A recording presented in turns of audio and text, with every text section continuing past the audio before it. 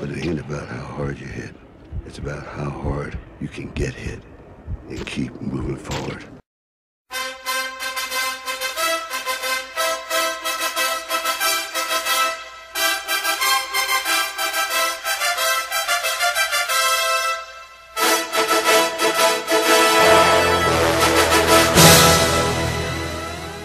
Bonjour et bienvenue dans cet instant ciné un peu particulier aujourd'hui, puisque nous n'allons pas parler d'un seul film, mais d'une saga entière comprenant 6 œuvres, tantôt sublimes, tantôt pathétiques, mais dont la force aura été de montrer l'évolution d'un homme via son personnage fétiche. Je parle bien sûr de ce moment d'anthologie du cinéma qu'est Rocky, dont les premiers et 5e épisodes sont réalisés par John J. Avildsen et les 4 autres par Sylvester Stallone lui-même. Et ouais, s'il existe une saga hors norme, c'est bien Rocky. Si d'aucuns considèrent qu'il s'agit de films de boxe, grand bien leur face. La vérité est que Rocky, du premier au dernier volet, est un miroir de l'âme de Sylvester Stallone. Récit métaphorique ayant toujours trouvé écho avec la propre vie de son auteur, que ce soit de manière consciente ou non, le premier film de la franchise traduit cela à merveille. Sorti en 1976 après des années de galère, le scénario écrit par Stallone lui-même s'en inspire grandement. Car pendant des années, le Sly a décroché quelques petits rôles dans des films où il n'est parfois pas crédité au générique, ou bien encore des seconds rôles dans des séries de télé, allant même jusqu'à faire un film érotique, tout ça pour avoir un chèque et pouvoir bouffer. On mettra bien évidemment de côté le magnifique Machine Gun Joe dans l'ultra jouissif Death Race 2000, parce qu'il faut le voir celui-là. C'est 1 milliard de fois plus intéressant que le remake qui a été fait avec Jason Statham, même si j'aime beaucoup le remake avec Jason Statham parce qu'il y a Jason Statham dedans. Cette expérience et ce besoin vital de s'en sortir, Stallone le met à profit dans Rocky, où l'on découvre un personnage simple, mais doté d'une profonde humanité. Et au même titre que le personnage, le récit est lui aussi tout ce qu'il y a de plus simple, dans le sens le plus noble du terme. Une histoire racontant le rêve américain d'un jeune boxeur de seconde zone qui galère et se voit offrir l'opportunité d'affronter l'actuel champion du monde des poids lourds, Apollo Creed. On y suit également l'histoire d'amour entre Rocky et Adrian, et bien que celle-ci soit pleine de naïveté assez touchante, cela ne nuit jamais au film, car la sincérité de Stallone se ressent à chaque plan, donnant un véritable cœur à cette histoire. Car comme dit précédemment, Rocky n'est aucunement une saga sur la boxe, tout se base sur les relations entre les personnages. Et si sa sincérité passe à travers Adrian, son intelligence est quant à elle traduite via l'autre magnifique relation du film avec Mickey, son entraîneur, se posant comme figure paternelle. Petit aparté pour ceux qui font oui, Sylvester Stallone, gna gna gna gna. Non! Si vous n'avez pas vu son premier film en tant que réalisateur, qui était sorti juste avant Rocky 2, c'était La Taverne de l'Enfer. Si vous n'avez pas vu Fist, qu'il a écrit lui-même, si vous n'avez pas vu Nighthawks, si vous n'avez pas vu Victory, qui devrait plaire aux gens vu qu'il y a du foot et il y a même Pelé dedans, si vous n'avez pas vu le premier Rambo, bon là c'est un film d'action mais intelligent avec un vrai propos, faut arrêter de juger Stallone quoi, vous ne connaissez pas le mec, ce que je viens de citer c'est pas juste des gros films d'action à la con. Donc si vous n'avez pas vu ces films là, vous n'êtes pas en droit de juger Stallone. Ce qui fait la particularité de Rocky en tant que boxeur est qu'il ne se bat pas avec ses poings, mais avec son cœur. C'est de l'exacte même manière que Stallone écrit ses films, d'où le fait qu'il ne s'agisse pas, comme je le disais précédemment, d'une saga sur la boxe. Car toute l'histoire se base sur les relations entre les personnages, ce qui est traduit jusqu'au combat final. Car après un affrontement passionnant entre Rocky et Apollo, le moment de grâce ultime du film est celui où l'étalon italien, épuisé, ne s'intéresse pas à savoir qui a gagné le combat. Sa pensée ne va que vers une seule personne, Adrian, et hurle son nom par-dessus les cris de la foule. Scène au passage parodiée 1 milliard de fois par un tas de trous du cul qui n'ont jamais compris la beauté de cette scène. Bien le préciser. Il est également bon de noter que les combats magnifiés par le magnifique score de Bill Conti sont d'une puissance extraordinaire, que l'on aime ou non la boxe. Malheureusement, après Rocky 2, soit 3 ans plus tard, nous ne retrouverons plus jamais cela. Car si les combats sont ce qu'ils sont sur les 2 premiers films, c'est parce que le reste de l'histoire est sincère, belle et touchante. Et si le premier Rocky est un chef-d'œuvre absolu, sa suite sortie en 1979 n'a pas à rougir. Certes, nous n'atteignons jamais la grâce ultime du premier, Stallone admettant lui-même n'être jamais parvenu à réitérer la chose, mais Rocky 2 reste un film digne. Car faire suite à un tel chef-d'œuvre adulé du public et de la critique, c'était quand même sacrément casse-gueule. Et pourtant, Stallone y parvient. Certes, il ne fait pas beaucoup d'efforts reprenant la structure du premier film, mais il y ajoute une part de psychologie tant chez Rocky que chez Apollo qui donne de l'intérêt au film. D'un côté, un champion plein d'orgueil et bien décidé à redorer son image, et de l'autre, un challenger en prise avec ses doutes quant à ses capacités et se voyant rêver d'une vie meilleure. Et c'est finalement sur leur affrontement bestial durant un match de boxe mémorable que le film parvient à l'être l'égal de son prédécesseur. On se prend alors à revivre les émotions que l'on avait face au premier film, et lorsque Rocky, victorieux et en larmes, s'adresse à nouveau à Adrian, Stallone se trouve à 2 doigts d'atteindre à nouveau la grâce du Rocky originel. Je dis à 2 doigts parce que fondamentalement ça reste quand même du copier-coller, donc ça ne peut pas être aussi fort, mais je pense pas que ce soit calculé de la part de Stallone, ça ce sera pour plus tard. C'est à partir de Rocky 3 que les choses commencent à dégénérer. Nous sommes au début des années 80 et cela se fait grandement ressentir.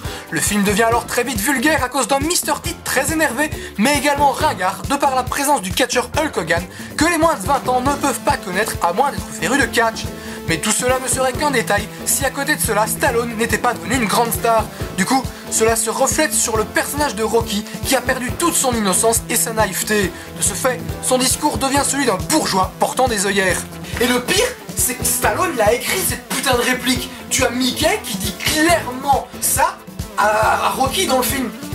C'est là que je disais au début que l'analogie entre Stallone et Rocky, elle n'est pas forcément consciente.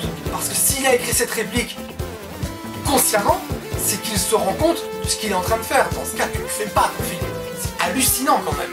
En fait, Rocky 3 est tout simplement un film de son époque. Il a la laideur des années 80, il a son casting très années 80 et surtout, il fleure bon le plaisir coupable. Côté scénario, malheureusement, c'est la panne sèche. Et que fait-on quand on ne sait plus quoi raconter? On tue des personnages. On est donc assez triste de voir Mickey partir dans un film qui n'est pas digne de ce magnifique ancien boxeur, mais malgré tout, Stallone, aidé de Bill Conti, parvient à passer l'émotion nécessaire pour nous arracher des larmes.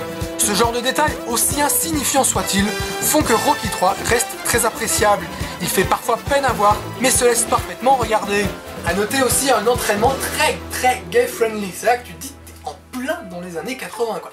Tu as maté les petits shorts qu'ils portent, les t-shirts coupés au niveau de... C'est horrible, ça pique. Si vous n'êtes pas fan des années 80, Rocky 3 et 4, faut zapper quoi. Mais alors que dire de sa suite avec le magnifique Dolph Lundgren?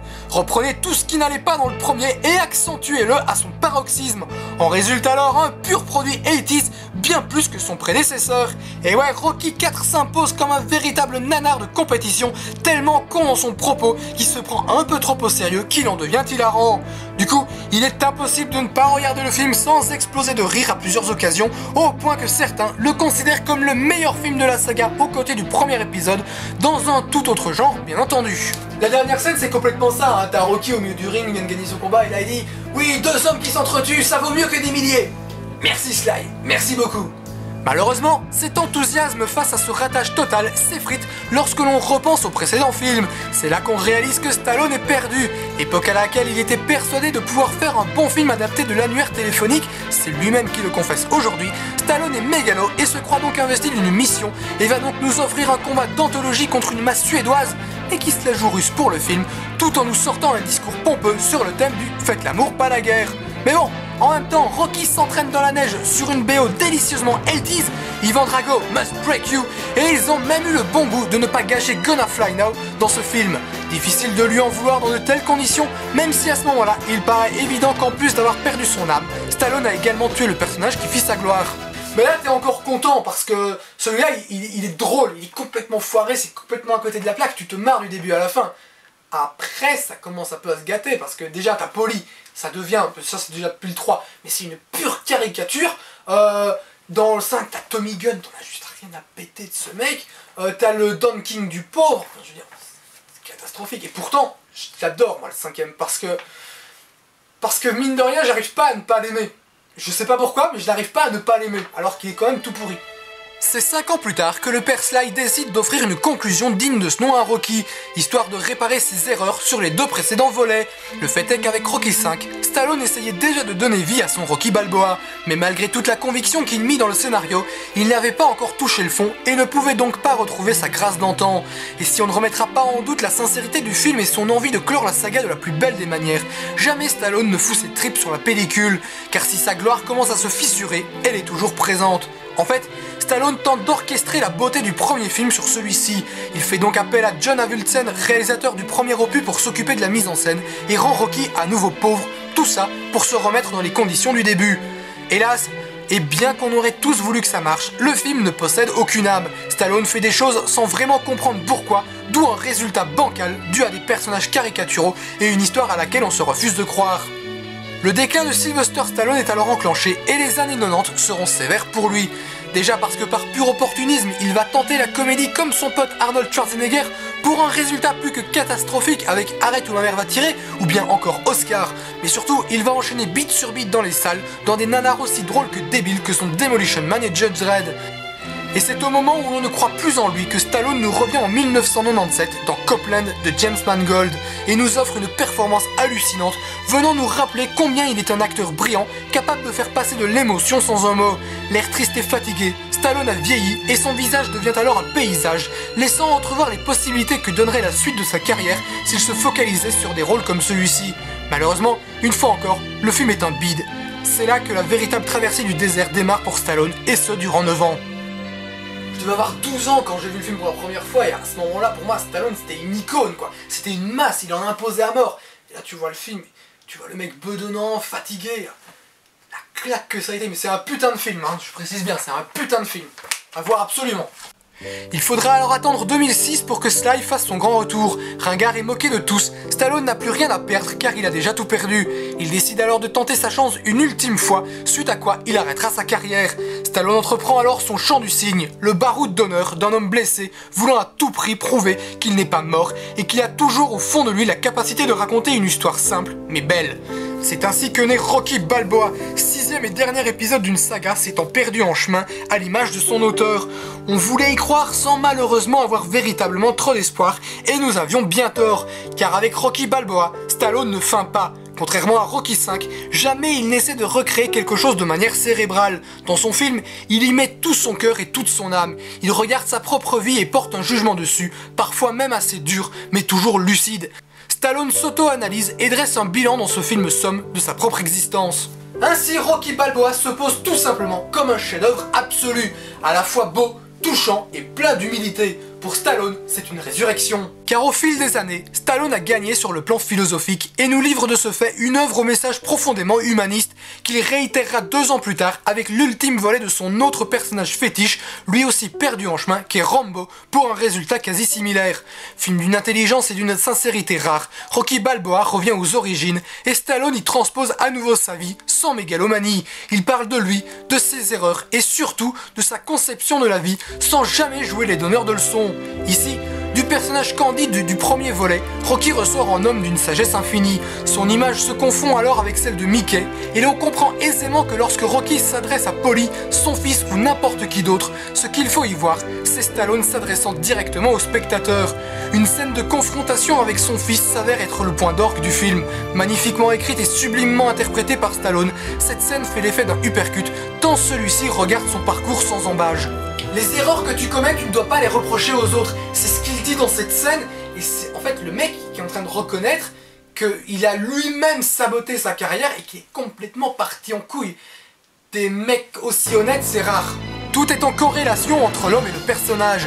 À ce moment de sa carrière, Stallone ayant tout perdu, Balboa se devait de subir le même sort. C'est pourquoi Adrian meurt, permettant de ce fait d'offrir une plus grande profondeur au personnage. Ceci est à l'image de la fin du film. La défaite de Rocky signifie que Stallone s'attendait à ce que ce Rocky Balboa soit un échec. Mais comme Rocky, Stallone s'en va fier, ayant prouvé de quoi il était encore capable. Car au fond, la victoire n'a aucune importance. Il devait livrer ce dernier combat pour pouvoir partir en paix. Il y a encore 1000 choses à dire tant sur Rocky que sur Sylvester Stallone lui-même, mais il me manque le temps et surtout les mots. Sachez juste que les premiers et derniers volets de cette saga sont à eux deux des leçons de vie comme on n'en voit que trop rarement. En d'autres termes, une saga hors norme pour un artiste hors norme, n'en déplaise aux bisfrois qui n'ont jamais compris Stallone. I don't know, there's still some stuff in the basement. What basement? In here. Tell me about the stuff. What about it? Tell me about the stuff inside. Is it angry? Angry? Are you mad because Adrian left you? She didn't leave, Paul. She died. Okay.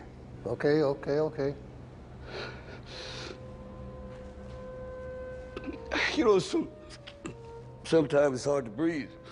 You know, I feel like there's beast inside me. It's okay, Rocco. Please, it's okay. Is it okay?